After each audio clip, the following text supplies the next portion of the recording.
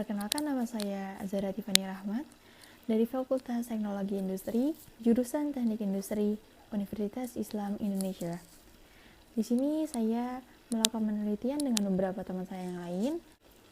Kami melakukan desain alat pemanen salak dengan pendekatan antropometri di Desa Wisata Pulsari. Jadi seperti yang kita ketahui, kegiatan pertanian adalah salah satu daya alam di industri, yang mana pada sektor pertanian ini merupakan sektor yang paling utama terhadap pembangunan ekonomi. Nah, untuk salah satu contohnya sendiri adalah buah-buahan atau hortikultura. Nah, untuk di sini sendiri, kami melakukan observasi pada tanaman salak pondoh, di mana salak pondoh ini di Desa Wisata Pulsari, Yogyakarta itu memiliki potensi serta perspektif yang sangat bagus untuk dikembangkan. Nah, fokus kami di sini itu pada alat yang digunakan pada saat proses pengambilan atau pemanenan salak pondoh. Untuk di Desa Wisata Pulsari sendiri, proses pemanenannya itu masih menggunakan alat-alat tradisional, contohnya seperti pisau, sabit, dan juga alat pahat yang sangat tajam penggunaannya. Nah, dari penggunaan alat tersebut kemudian diketahui nih terdapat beberapa resiko pada saat menggunakan alat tajam tersebut, seperti misalnya pada saat dilakukan kegiatan pemotongan tandan buah. Jadi tangan itu dapat tertusuk ke duri salak lalu terjadi kecelakaan kerja, atau mungkin pada saat waktu pemanenan salak yang terlalu lama. Nah, pemanenan itu juga harus dilakukan dengan hati-hati karena buah salak ini termasuk sensitif. Apabila dia dari kulitnya sendiri terluka atau mungkin ada memar atau tergores, maka salak itu akan lebih mudah untuk busuk dan juga nanti akhirnya tidak akan lolos sortir untuk dijual kembali dan akan dibuang begitu saja. Kemudian ada pun keluhan yang sering dirasakan oleh pekerja sendiri dari posisi tubuh yang terlalu membungkuk. Mereka harus membungkuk dikarenakan posisi pada salak ini terdapat di bagian bawah pohon, sehingga harus membungkuk untuk proses pengambilannya sendiri.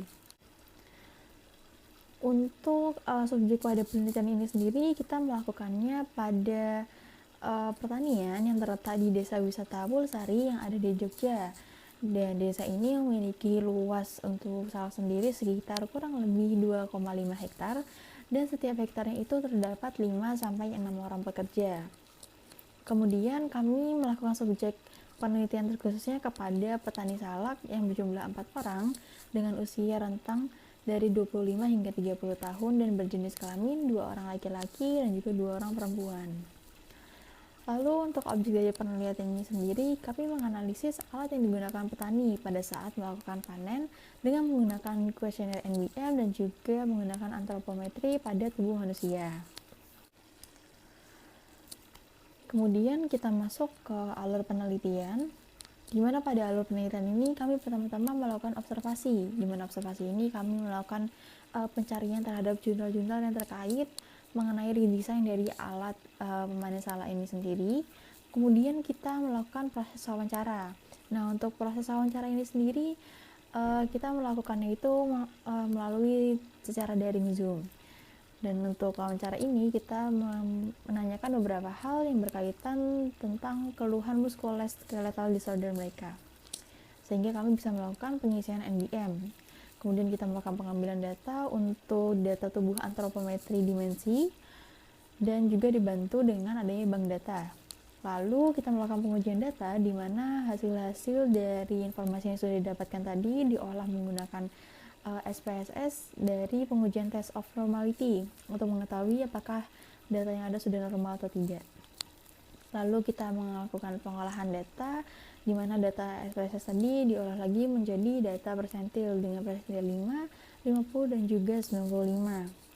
Lalu setelah semua data sudah terkumpulkan, kami melakukan perancangan produk berdasarkan data-data dari antropometri. Baiklah, selanjutnya untuk hasil dan pembahasan ini, jadi dari hasil wawancara kita mengetahui bahwasanya terdapat beberapa bagian nih memang dirasakan sakit oleh para petani. Salah satunya ada di bagian lower neck, kemudian ada di right shoulder, lalu ada di backnya, kemudian di bagian right upper arm, lalu di bagian waist, right lower arm, right hand, left knee, left foot, dan juga di bagian right footnya. Nah, kemudian berdasarkan dari kuesioner NBM tersebut, kita lanjut ke bagian antropometrinya, di mana kita melakukan perhitungan distribusi norma dan juga persentilnya. Nah, mungkin di sini bisa dilihat, jadi terdapat dua tabel di sini. Nah, jadi untuk hasil dari pengujian menggunakan SPSS, bantuan software SPSS yang tes normality tadi, itu bisa dilihat bahwasannya signifikan di sini tertera semuanya itu lebih dari 0,05, yang mana apabila data itu signifikansinya lebih dari 0,05, maka data dapat diterima dan bisa dikatakan bahwasannya data itu sudah normal. Kita berlanjut kepada perhitungan persentilnya, di mana pada persentil ini kita gunakan nantinya untuk pembuatan panjang dari bagian-bagian utama yang ada pada alat pemanenan salak. Nah, untuk bagian-bagian sendiri yang diambil itu yang utama ada 3. Ada dari tinggi berdiri, dimana kalau di antropometri itu simbolnya sendiri adalah siku STB. Itu nanti akan digunakan untuk bagian gagang alat pemanen salaknya. Kemudian ada diameter genggaman, yang mana simbolnya adalah dagemin. Jadi itu nantinya akan digunakan pada panjang dari pemegang tongkat alat pemanen salaknya. Lalu yang terakhir ada lebar tangannya, atau disimbolkan sendiri yaitu telapak LTM. Itu untuk nanti membantu bagian gagang penarik cabiknya. Nah, kemudian dari informasi dan juga hasil pengolahan data tadi, kami olah menjadi sebuah desain, yang mana desain ini kami namakan Dekrazas.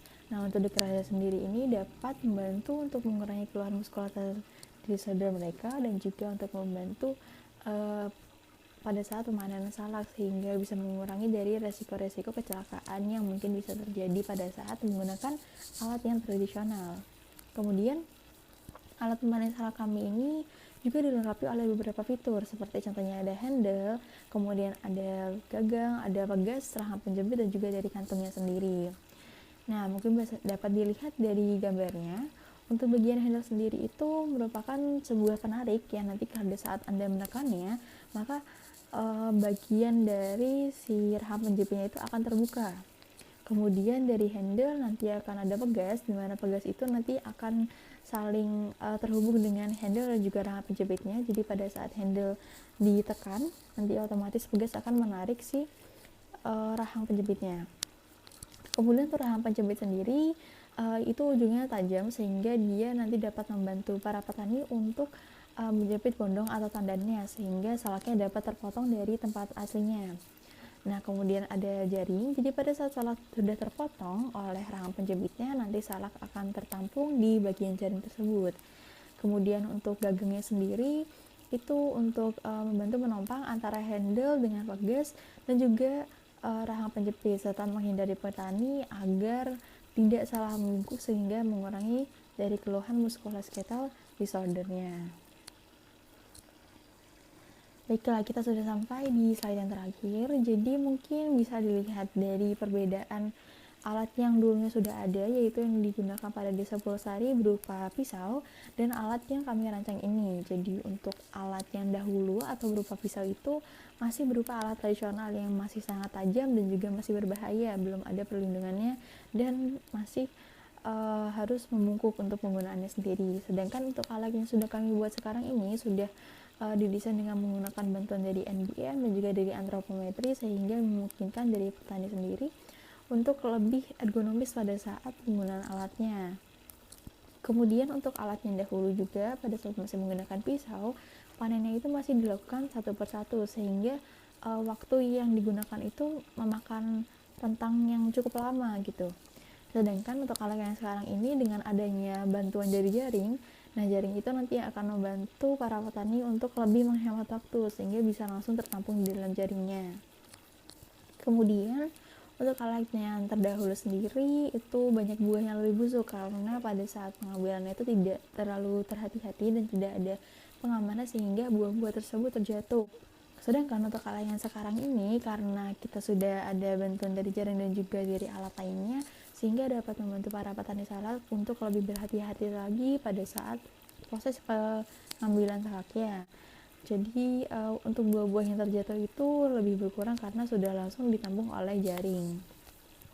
Kemudian untuk harapan dari Hasil pembuatan desainan ini adalah dapat membantu petani dalam memanen buah salak dengan lebih maksimal, kemudian tidak adanya keluhan musculoskeletal disorder pada petani salak lagi, dan juga dapat mengurangi kecelakaan kerja, serta yang paling utama adalah semoga dapat untuk membantu produksi buah salak agar lebih banyak lagi. Baiklah, sekian dari saya, Zara Tiffany Rahmat. Kurang lebihnya mohon maaf. Wassalamualaikum warahmatullahi wabarakatuh.